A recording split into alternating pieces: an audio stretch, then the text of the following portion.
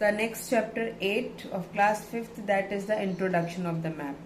So as you know that कि हमारा जो अर्थ है वो क्या है कि that is in round in shape. ठीक, that was already proved by Magellan, जो एक सेलर थे.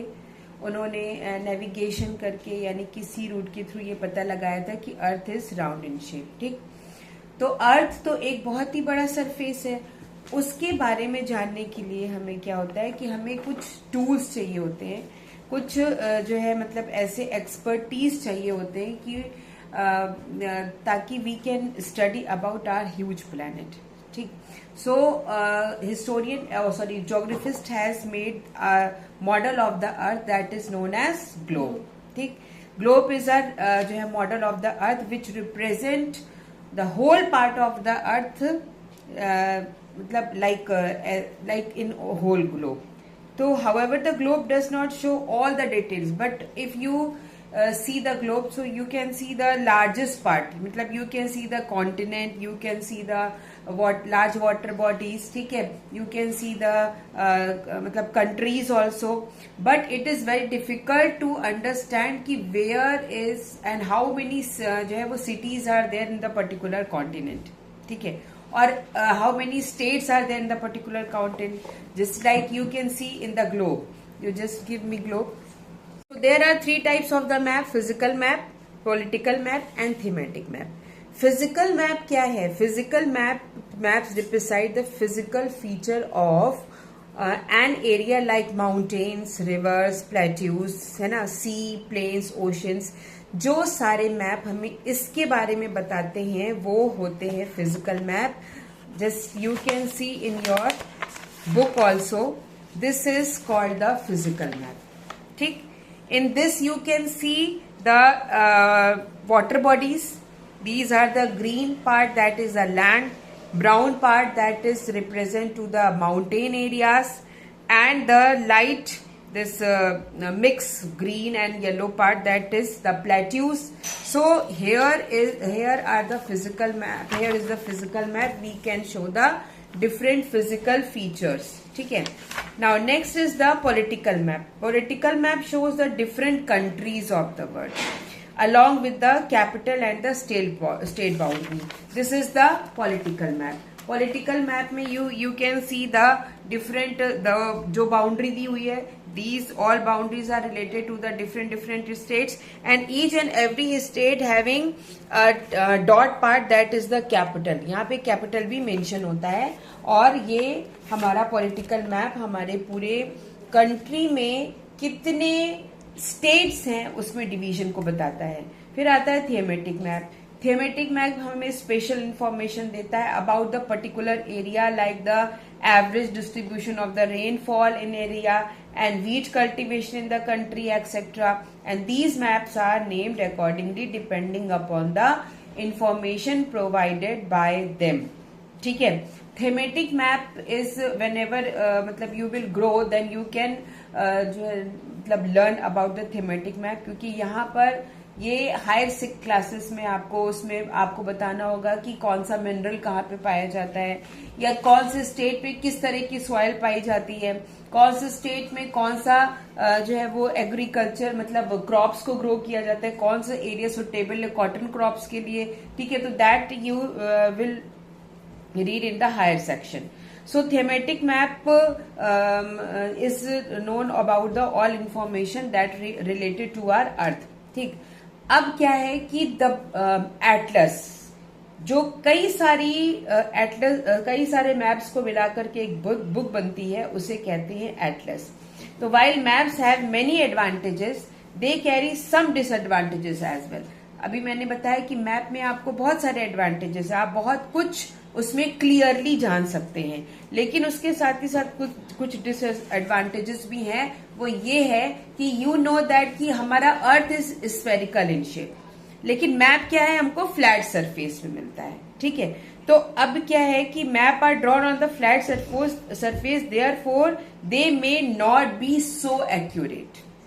क्योंकि मैप में आप क्या है, आपको ग्लोब में पता है कि यहाँ पर आप नॉर्थ मतलब एक साइड में आप देख सकते हैं ग्लोब में कि इस पार्ट में आपको कौन से कॉन्टिनेंट दिखाई दे रहे हैं, लेकिन उसके पीछे की जो है एरिया आप नहीं समझ सकते। बट क्या है, मैप में आप सिर्फ एक पर्टिकुलर, सिर्फ वो एक लार्ज एरिया का अगर आप वर्ल्ड का मैप देखते हैं तो उसमें भी there are some limitation. You can not मतलब you can not study clearly as per as related to the shape of the earth, क्योंकि अर्थ का शेप जो है वो फ्लैट नहीं है, वो सर्कल इन शेप में है ना, तो इसीलिए बस ये एक लिमिटेशन है।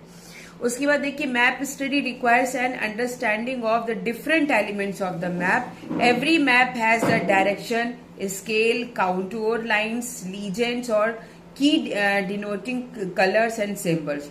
These elements are called the language of the map. हर एक मैप को पढ़ने के लिए अलग अलग सिंबल्स होते हैं, उनके डायरेक्शंस होते हैं, उनके लीजेंड्स होते हैं, उनके कीवर्ड्स होते हैं। जब तक आप इन सारी चीजों को अच्छे से नहीं पढ़ेंगे तब तक आप जो है मैप की पूरी क्लियरली स्टडी नहीं कर सकते हैं। ठीक है, यू नो दैट कि there are 4 directions, east, west, north, south. लेकिन उसके बावजूद भी जो प्लेस आपके साउथ और वेस्ट के बाद बीच में आता है उसे साउथ वेस्ट कहते हैं। जो वेस्ट और नॉर्थ के बीच में आता है that known as the north west. इस तरीके से ये सब डायरेक्शंस भी होते हैं। ठीक है, तो 4 तो मेन डायरेक्शंस होते हैं और जो अदर सब डायरेक्शंस होते हैं जो कि बिटवीन द मेजर डायरेक्शन, उन्हें सब डायरेक्शंस कहते हैं, like south east, south west, north west and north east. उसके बाद स्केल। अभी देखिए, मैंने आपको बताया कि कानपुर से लखनऊ का डिस्टेंस है 80 किलोमीटर। क्या उसको हम मैप में, कानपुर और लखनऊ को अगर हम मैप में बनाएंगे तो उसको 80 किलोमीटर शो करेंगे? नो। अगर हम उसको 80 किलोमीटर शो करेंगे, मार्क करेंगे, तो जाने कहां पेज से बाहर भागेगा 80 किलोमीटर। तो क्या किया जाता है कि उस 80 किलोमीटर के लार्ज स्केल को स्मॉलेस्ट यूनिट में चेंज किया जाता है। ठीक है, उसके लिए ये स्केल्स दी रहती हैं। ये एक मेन लेजेंड है। जैसे कि स्केल में अगर मान लीजिए कोई भी डिस्टेंस है, उसको में 1:1 लाख का जो है वो इंडिकेशन होता है, जिससे कि ये पता चलता है कि अगर 80 किलोमीटर की किसी भी एरिया का डिस्टेंस है तो उसको हमें 0.8 शो करना है खाली, because it can easy to show to mark in the map.